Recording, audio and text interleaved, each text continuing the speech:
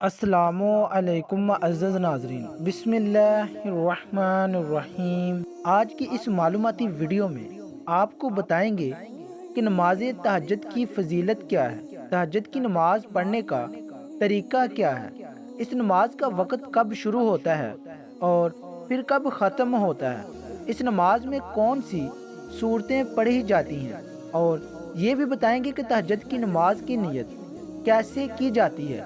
نہایت ہی اہم اور عمدہ معلوماتی ویڈیو ہے، درخواست ہے کہ اس ویڈیو کو آخر تک ضرور دیکھیے گا۔ پیارے دوستو، سب سے پہلے تو یہ جان لیتے ہیں کہ اس نماز کی فضیلت کیا ہے۔ حضور نبی کریم صلی اللہ علیہ وآلہ وسلم نے ارشاد فرمایا کہ 3 ایسے خوش بخت لوگ ہیں کہ جن کے عمل کو دیکھ کر اللہ تبارک و تعالی بہت زیادہ خوش ہوتا ہے۔ آپ نے فرمایا کہ سب سے پہلے نمبر پر تو وہ شخص ہے جو رات کے اس پہر اٹھ کر تہجد کی نماز پڑھتا ہے جب ساری خلقت سوئی ہوتی ہے، یعنی سب سے پہلا خوش نصیب وہ انسان ہے جو رات کے وقت اٹھ کر تہجد کی نماز ادا کرنے کے لیے اللہ سبحانہ تعالیٰ کے سامنے سجدہ ریز ہوتا ہے۔ تو اللہ سبحانہ تعالیٰ اپنے اس بندے کا یہ عمل دیکھ کر بے حد خوش ہوتا ہے۔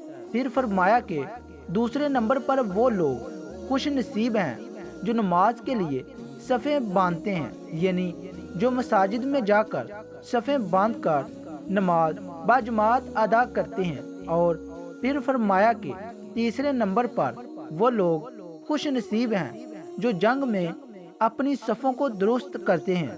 تو فرمایا کہ یہ 3 ایسے خوش بخت افراد ہیں جن کے عمل کو دیکھ کر اللہ تبارک و تعالیٰ بہت زیادہ خوش ہوتا ہے۔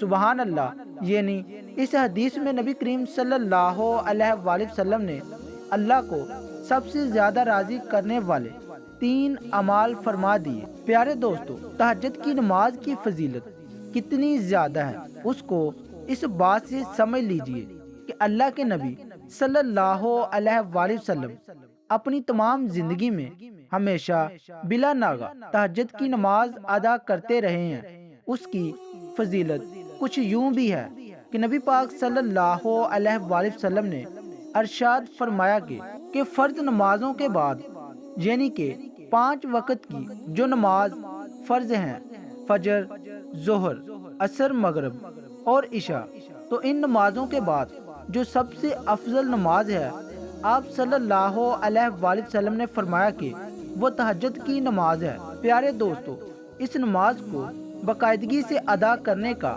اہتمام کرنا چاہیے۔ اگر آپ کا کوئی بھی مسئلہ اور کوئی بھی کسی قسم کی بھی پریشانی ہے، یعنی رزق کی تنگ دستی ہے، اچھا رشتہ نہیں مل رہا، مناسب ملازمت یعنی جاب نہیں مل رہی، کسی تکلیف دہ بیماری میں مبتلا ہیں، تو آپ اس نماز کو باقاعدگی سے ادا کرنے والے بن جائیں۔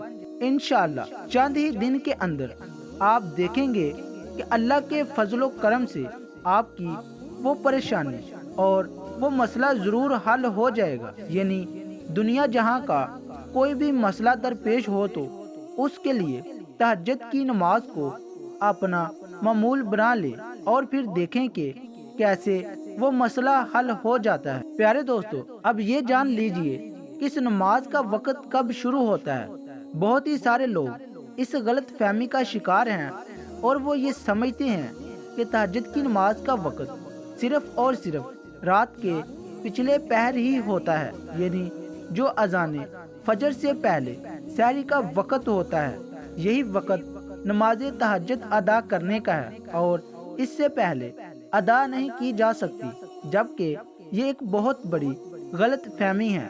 اور اب اس مسئلے کو بھی بہت ہی دھیان سے سمجھ لیجئے کہ تہجد کی نماز کا جو وقت ہے وہ تب سے شروع ہو جاتا ہے جب آپ نے عشاء کی نماز پڑھ لی، یعنی جب آپ عشاء کی نماز پڑھ کر فارغ ہو جاتے ہیں تو اسی وقت سے ہی آپ کے لیے تہجد کی نماز کا وقت شروع ہو چکا ہے۔ اب جب بھی آپ سو کر اٹھیں گے، یعنی نماز عشاء پڑھنے کے بعد آپ سو گئے 5 منٹ کے لیے سوئے، 10 منٹ کے لیے سوئے، یا آدھے گھنٹے یا 1 گھنٹے کے لیے آپ کی آنکھ لگ گئی، تو جب بھی رات کے کسی بھی وقت میں آپ کی آنکھ کھلی ہے تو وہ آپ کے لیے تہجد کی نماز کا وقت ہے، اور آپ اس وقت تہجد کی نماز پڑھ سکتے ہیں۔ اور اب یہ بھی جان لیجئے کہ تہجد کی نماز کا وقت کب تک باقی رہتا ہے اور اس کا آخری وقت کب ختم ہوتا ہے۔ تو پیارے دوستو، جان لیجئے کہ جب سحری کا وقت ختم ہوتا ہے تو تہجد کی نماز کا وقت بھی ختم ہو جاتا ہے۔ یعنی یہ مسئلہ اچھی طرح سے سمجھ لیں کہ عشاء کی نماز پڑھنے کے بعد تہجد کی نماز کا وقت شروع ہو جاتا ہے۔ اب آپ رات کے کسی بھی وقت میں نماز تہجد ادا کر سکتے ہیں، لیکن نماز تہجد پڑھنے کا سب سے افضل ترین وقت صبح سحری کا وقت ہی ہے، کیونکہ یہی وہ وقت ہے جب انسان گہری نیند کے مزے لے رہا ہوتا ہے۔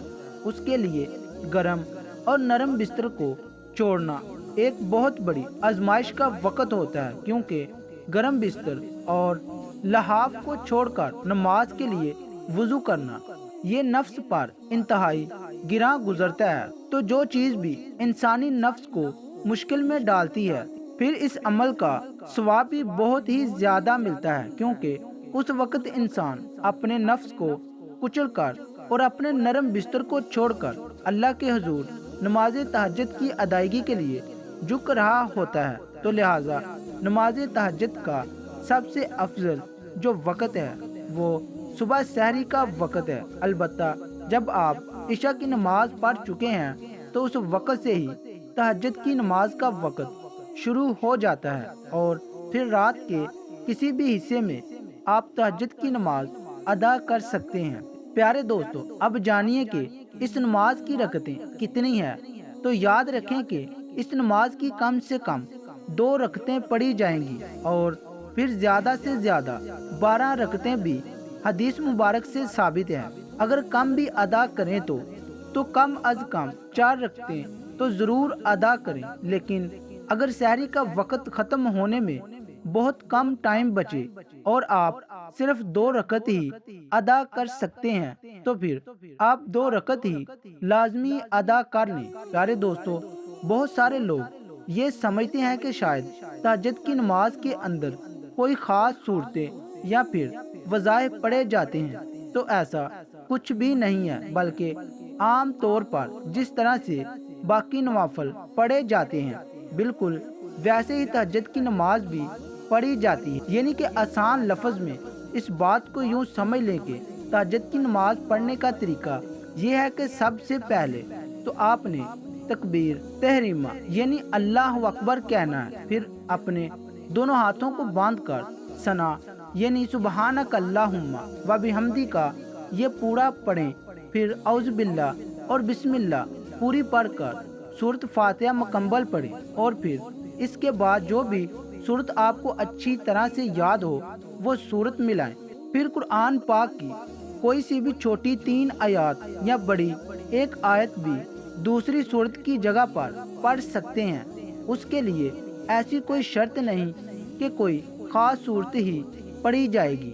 آپ سورت اخلاص یعنی قل ھو اللہ احد پڑھیں یا پھر سورت کوثر پڑھ لیں۔ جب آپ سورت فاتحہ پڑھ چکیں اور اس کے بعد کوئی دوسری سورت بھی ساتھ ملا لی ہے تو پھر آپ رکوع اور سجود کریں۔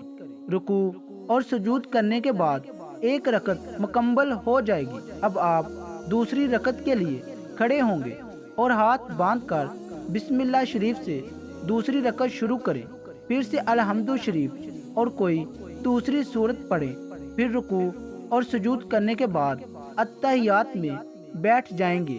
اتحیات پڑھنے کے بعد درود ابراہیم پڑھیں گے اور اس کے بعد دعا پڑھیں گے، ربی جعلنی مقیم الصلاۃ۔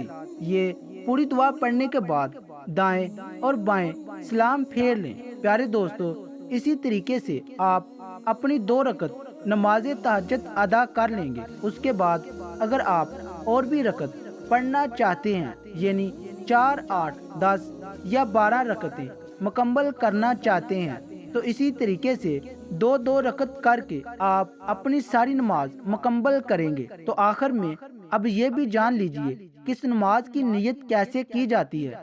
تو یاد رکھیں کہ نیت دل کے پختہ ارادے کو ہی کہتے ہیں، اور بس ارادہ کرنا ہی کافی ہے۔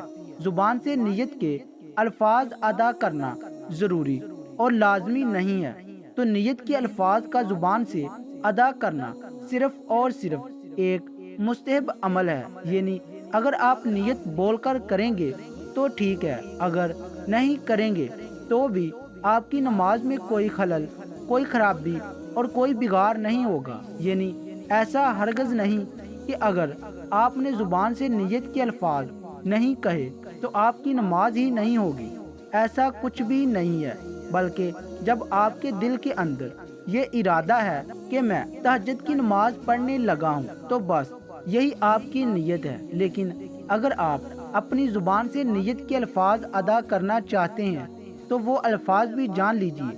میں نیت کرتا ہوں 2 رکعت نماز تہجد نفل کی واسطے اللہ تعالیٰ کے منہ میرا قبلہ کی جانب، اللہ اکبر۔